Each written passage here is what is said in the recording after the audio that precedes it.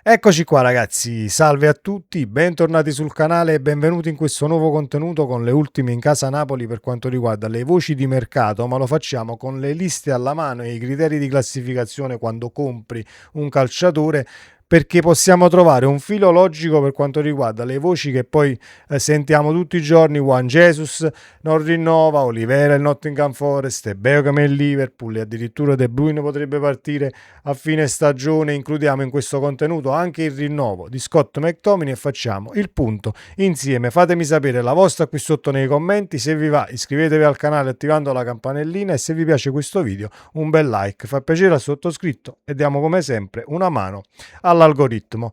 Prima di iniziare però, doverosa questa situazione da condividere con la community. Dalle ombre nasce una nuova forza, ciò che era si dissolve lasciando spazio a ciò che deve rinascere. Il biscione cambia pelle, rinasce più forte e scrive un nuovo capitolo della sua storia, un simbolo eterno che si rinnova per tornare a dominare il palcoscenico più prestigioso. Questo è il messaggio ovviamente della Lega Serie A di auguri all'Inter per la vittoria dello scudetto. L'anno prima era semplicemente un Napoli, sei campione d'Italia. Noi sappiamo benissimo che ci sono società più amiche e meno amiche alla Lega Calcio, però diciamo che con questa situazione, inchieste, corridoi e stanze che scottano, dichiarazioni che escono giorno dopo giorno, io me lo sarei risparmiato questo attestato di stima che già sapevamo comunque esistere, ma sappiamo con chi abbiamo a che fare e ne abbiamo le prove giorno dopo giorno. Forza Napoli sempre. Le liste.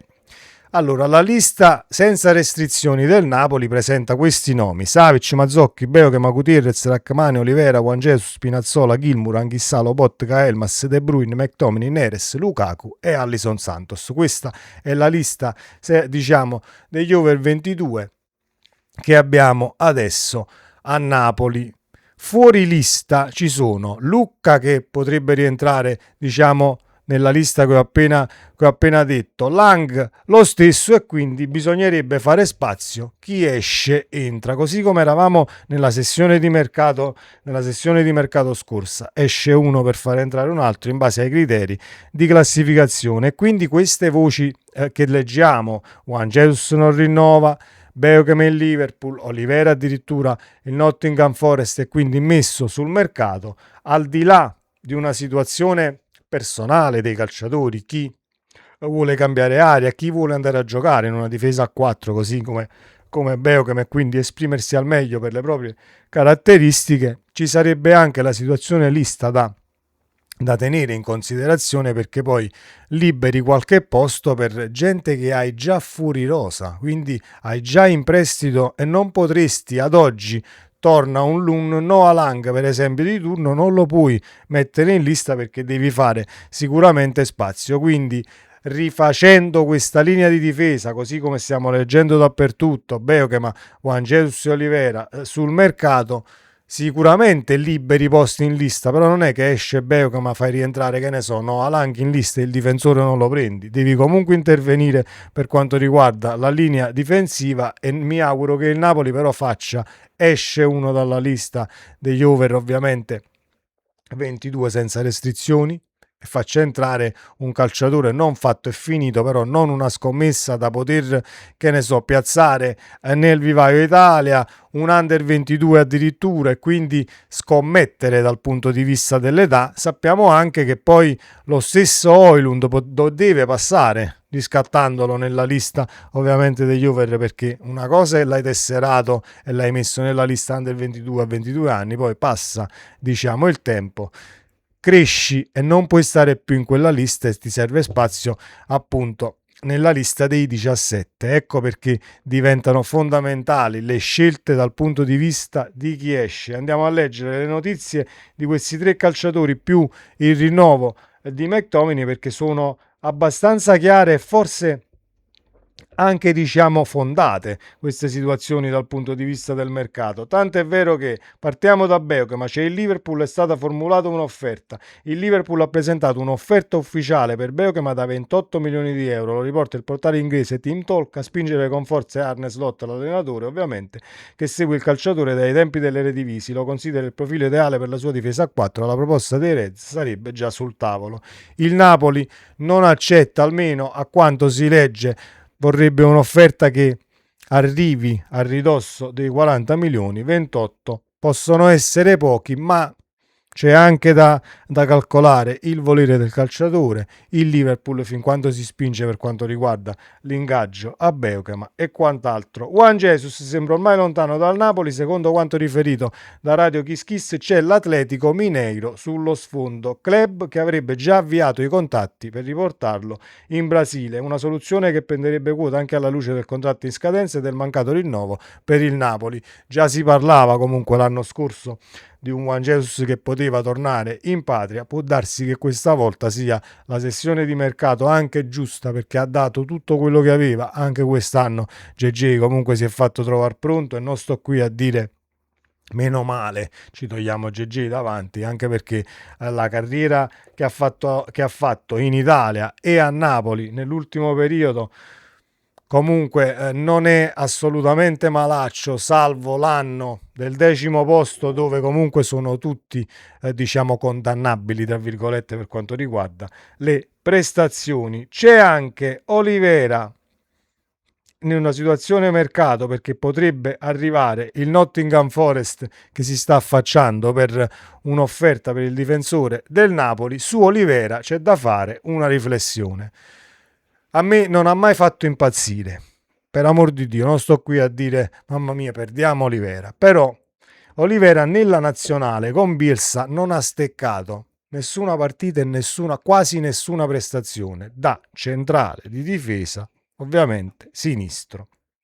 Quindi nel caso fai uscire Beukema e Juan Jesus che non rinnova, io ci penserei un attimo, perché se torni a 4 Olivera può rendere, così come ha fatto, sta facendo e farà ancora con la nazionale e con Bielsa, molto bene in una difesa a 4. Prendendo poi però devi prendere il terzino, ovvero la coppia tra virgolette di Gutierrez in questo caso, ma vedremo come andrà a finire. Kevin De Bruyne fu vicinissimo al trasferirsi in MLS già nella passata stagione, prima di trovare un accordo con l'SSC Napoli. Ancora adesso però ha diversi estimatori che negli Stati Uniti d'America, Chicago Fire FC, New York City e basta, farebbero follie per acquistarlo in estate, nonostante i parametri che la MLS impone ai club dal punto di vista finanziario. In ogni caso, ad oggi De Bruyne non vorrebbe lasciare Napoli e il Napoli non vorrebbe lasciare Kevin De Bruyne, lo assicura Il Mattino. Verranno fatte delle valutazioni, molto dipenderà anche da Antonio Conte e dalla sua eventuale conferma che non sappiamo come andrà a finire. Ci sono le parole di Maurizio Sarri al termine della partita di ieri contro la Cremonese che non chiudono alla situazione mercato. Abbiamo approcciato bene il match, dice Sarri, abbiamo subito preso in mano la partita. Scusate, ci è mancato un po' di cattiveria nel primo tempo, i cambi ci hanno dato un qualcosa di diverso. L'obiettivo della stagione era crescere come squadra. Futuro dipende se questo gruppo squadra ci sarà o meno, visto che la Lazio versa in condizioni comunque non favorevoli per quanto riguarda l'economia, mercato da fare, eccetera. Sarri diciamo che non chiude la porta ad un'eventuale partenza e lasciare comunque la panchina a qualcun altro. Sappiamo da Di Marzio che il sostituto, nel caso dovesse partire Conte, potrebbe essere non al 90%, non al 99%, non all'85%, ma il primo nome che comunque dovrebbe essere l'allenatore che andrà a sostituire Antonio Conte è Maurizio Sarri, che non chiude appunto con questa dichiarazione alla situazione di mercato. Speriamo che ovviamente il Napoli già sappia oggi cosa fare lo sta facendo, non lo sta facendo. Auguriamoci che queste situazioni di mercato e le voci che arrivano, qualcuna sia pure diciamo seria e fondata, così da avere un po' di lavoro già diciamo già spianato per la sessione di mercato che arriverà in estate. Chiudiamo con quella situazione Caiust. Io non ho detto niente, non ci ho fatto il contenuto perché aspettavo la conferma del riscatto. Il riscatto di Caiust scattava sì in caso di promozione dell'Ipswich, ma c'era comunque un'altra clausola che prevedeva il 50% delle presenze e Caius nell'ultima partita non è stato convocato. 50% di presenze non raggiunto dal punto di vista numerico, o meglio non ancora, e quindi l'Ipswich ha sì l'opzione per riscattare il calciatore, ma non è scattato in automatico un bel niente. Quindi il Napoli non li ha incassati questi 7 milioni e mezzo, dove scrivete dappertutto il Napoli ha riscattato Caiust eccetera eccetera, quando poi dovete andare ad informarvi come si deve. Fatelo con persone che poi diciamo sono credibili e ne sanno molto di più di altri, quindi aspettate prima di scrivere baggianate senza andare a verificare al 100% se sono state fatte, se sono fattibili e quant'altro. Detto ciò, fatemi sapere cosa ne pensate nei commenti, perché McTominay rinnova fino al 2030 con opzione fino al 2031. C'è l'accordo con il procuratore e McTominay pochi giorni fa comunque ha detto di voler restare a Napoli e ripetere le gesta al limite dello scudetto, dell'MVP della Serie A e quant'altro. Quindi McTominay non sarà sul mercato. Altre squadre che volevano questo centrocampista stratosferico, fatevene una ragione, perché vestirà ancora l'azzurro e non solo l'anno prossimo. Sempre Forza Napoli, ci vediamo nel prossimo video. Ciao.